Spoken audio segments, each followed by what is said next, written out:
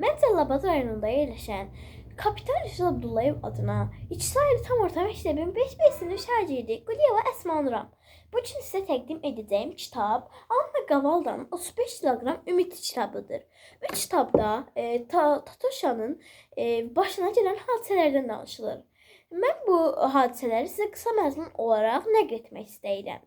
Əvvəlcə demək istəyirəm ki, Tatoşa məktəbə getməyi heç sevməyən tənbəl bir uşaq idi və bu hadisələrdən sonra o məktəbə getməyə başladı və tənbəlliklər etdi və heç bir müəllimi onu sevmirdi. Çünki o heç bir dərsini öyrənib hazırlıqlı getmirdi.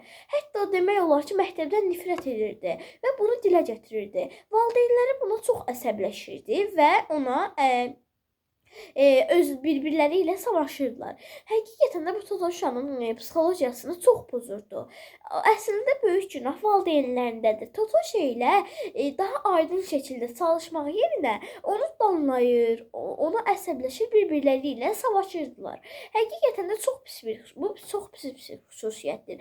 Tatoşa hər nə qədər də onlarla çalışmağa, danışmağa başlasa da, valideynləri ona qulaq asmır. Hər zaman onun sözünü kəsir və onu güvənsiz hala düşürürdülər. Tatoşa artıq valideynlərini hər nə qədər sevsə də onlara çox əsəbləşirdi. İçində onlara qarşı çox böyük bir qəzəb var idi. O da istərdi ki, digər yoldaşları kimi onun da ana atası bir-biri ilə mehriban olsun. Amma bunu bacara bilmirdi. Əsərdə Tatoşanın sevdiyi sadəcə bir insan var idi. O isə onun böyük babası idi. O babasını çox sevirdi. Bir gün babası komaya düşür və yəni ondan xəbər alına bilmir. Tatoşa əslində bir yıl düzəlmişdi və ona bir zəng gəldi. O zəngdə deyilir ki, baban yenə pisləşib və Tatoşa bunu eşitdikdə daha da pis oldu və danışmağı hardasa kəsdi. Daha sonra bir zəng ilə xəstəxanaya getdi. Yanında ağ köynəkli, ağ xalatlı babasının yanında ağ xalatlı bir adam var idi.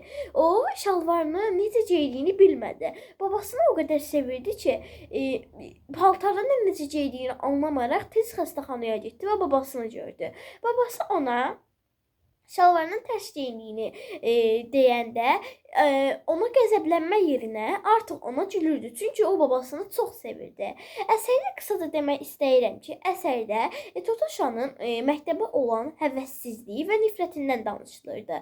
Məncə bu pis bir xüsusiyyətdir. O düşünürdü ki, dərs oxumadan, heç bir şey etmədən hər şeyə nail ola bilər. Amma əsərin sonlarında bunun yanlış olduğunu anlaması çox yaxşı bir xüsusiyyətdir. Son olaraq demək istəyirəm ki, bu əsər çox maraqlı idi.